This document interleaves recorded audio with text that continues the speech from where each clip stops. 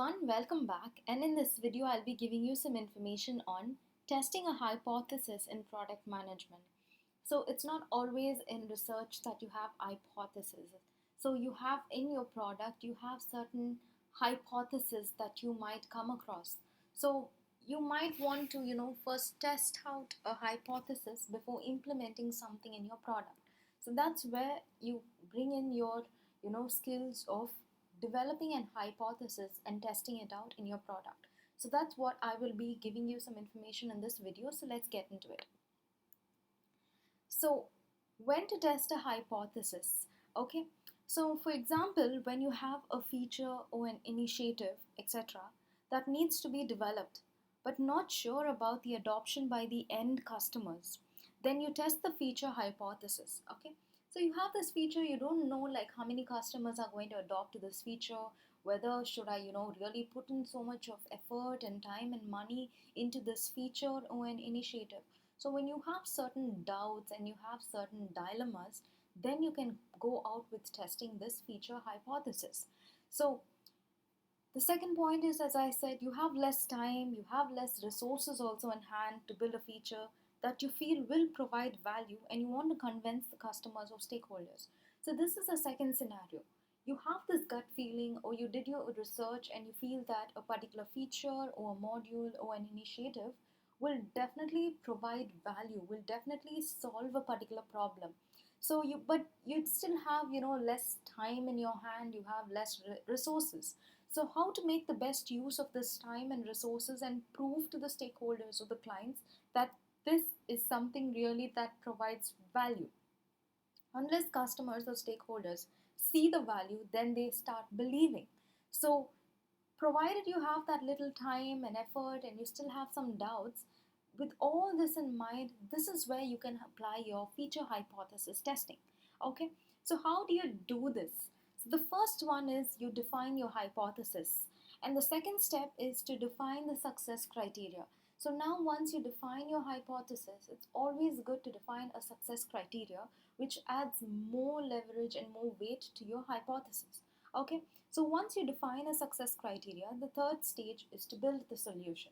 After building the solution, you then test the hypothesis to see whether the solution is actually contributing and it's showing positive, links towards the hypothesis, or if it's going to be negative to the hypothesis. So once you validate that and you see, so if your hypothesis was going to be right, then you would take a decision to continue to build.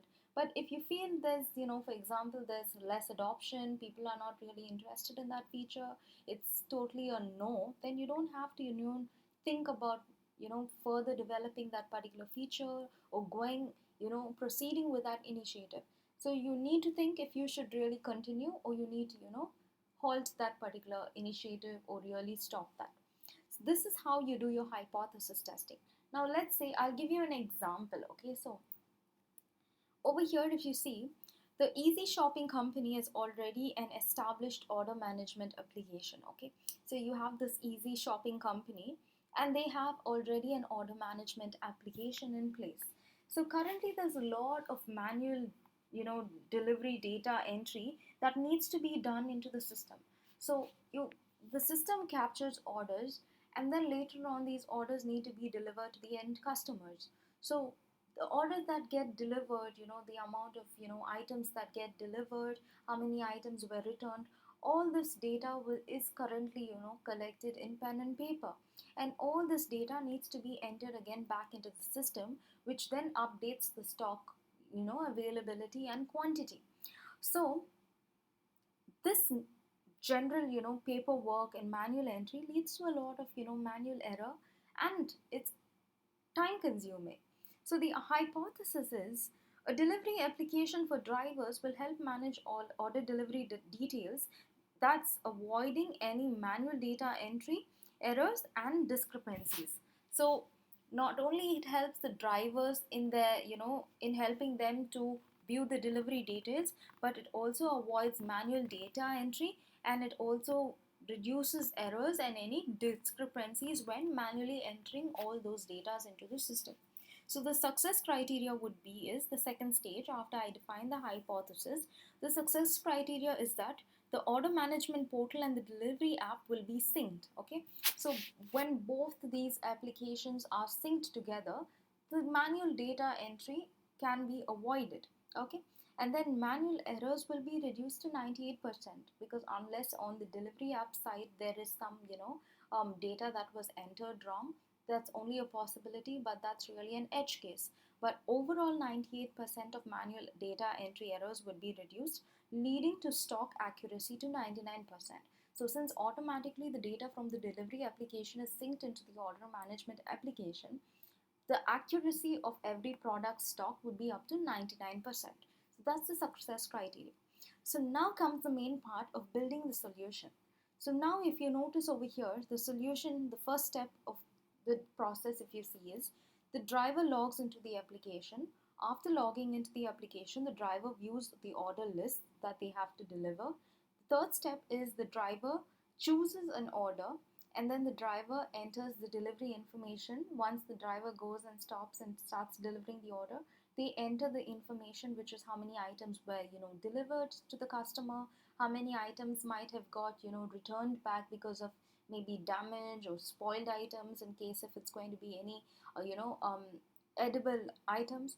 So all that information gets entered and then the driver gets the e-signature from the customer, and then the driver submits the order and then the order details gets synced into the order management portal. So if you notice this very process, it's a very short and simple process. Okay, I'm not building a full blown delivery management application. So this very approach is called as a lean solution because it's not really fattened up with any extra features, nice to have features and hi-fi features. It's just very a skeleton lean solution that actually solves the problem. Okay, so this lean solution, it has only essential features and it requires less effort and less time also. Okay, so once you build this lean solution, it's time to test and validate it. So now let's say the customers are really happy about it. The drivers feel that, oh yes, this is really solving their problem of entering data into a paper and then carrying that paper, reporting it back to the admins. It's also solving the admins problem of manually entering data. The time also gets reduced. Everyone's happy with the solution. Now what you can do as a product owner, you can think about how can I build and enhance the solution. Now that you have got the approval of stakeholders, customers and clients are happy with the solution, it's providing a lot of value, then you can be free minded. You know that you have some grip on this particular process, and now you got the validation from the end customers and stakeholders. Now you can start seeing how you can improvise this particular solution.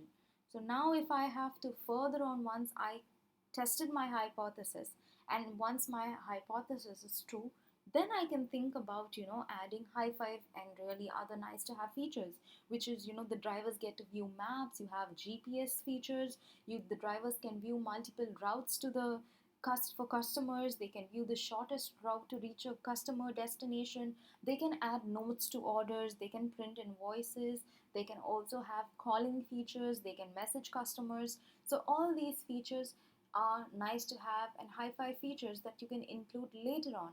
But all I'm coming to say that is when you want to test an hypothesis, you needn't have full-blown features to really test out the hypothesis.